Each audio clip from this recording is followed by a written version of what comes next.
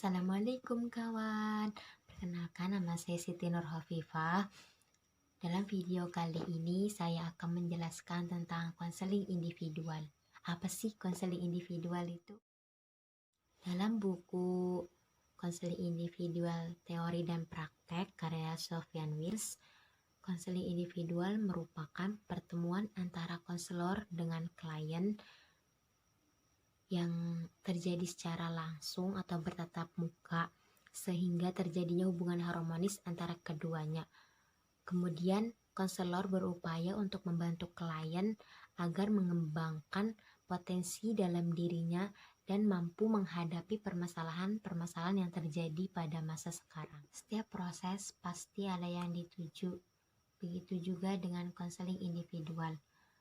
Konseling individual mempunyai tujuan yaitu agar klien mengetahui dirinya sendiri, mengetahui potensi yang ada dalam dirinya dan mengembangkannya, dan klien dapat menghadapi permasalahan yang akan dihadapinya dengan tenang, tanpa kecemasan, tanpa emosi yang berlebihan.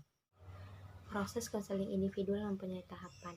Secara umum, tahapan konseling individual terbagi menjadi 3. Yang pertama, tahap awal. Tahap ini terjadi sejak konselor bertemu dengan klien dan kesepakatan kontrak konseling sampai konselor dapat mendefinisikan permasalahan klien. Yang kedua, tahap pertengahan, di mana pada tahap ini konselor harus menjaga hubungan konseling dengan klien agar tetap terjaga, serta konselor dapat menjelajahi dan mengeksplorasi masalah klien. Yang ketiga, tahap pengakhiran, di mana tahap ini konselor bersama klien membuat kesimpulan mengenai hasil proses konseling. Kemudian konselor menyusun rencana tindakan apa yang akan dilakukan selanjutnya berdasarkan kesepakatan yang sudah disepakati pada tahap awal, dan membuat perjanjian. Proses konseling individual juga harus mempunyai teknik. Yang pertama, teknik perilaku attending, di mana perilaku attending ini memusatkan perhatian kepada klien. Artinya, konselor harus memperhatikan permasalahan dan apa yang klien ucapkan. Yang kedua, empati. Yang ketiga, refleksi. Yang keempat, eksplorasi. Yang kelima, menangkap pesan dari klien. Yang keenam, pertanyaan terbuka. Dan yang ketujuh, pertanyaan tertutup. Konseling individual mempunyai 2 komponen. Yang pertama, komponen yaitu konselor, di mana konselor ini yang menjadi pusat bantuan untuk klien yang mempunyai permasalahan.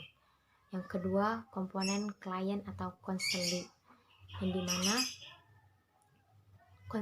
konseli ini mempunyai permasalahan sehingga meminta bantuan kepada konselor.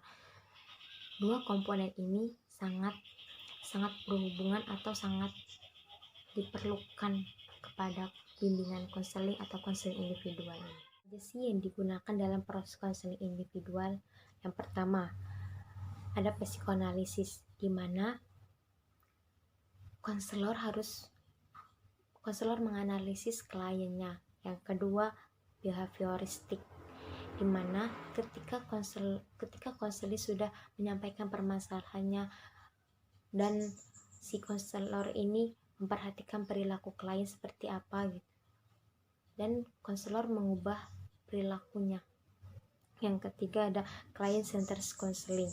Yang keempat ada REBT. Itulah pendekatan yang ada dalam konseling individual.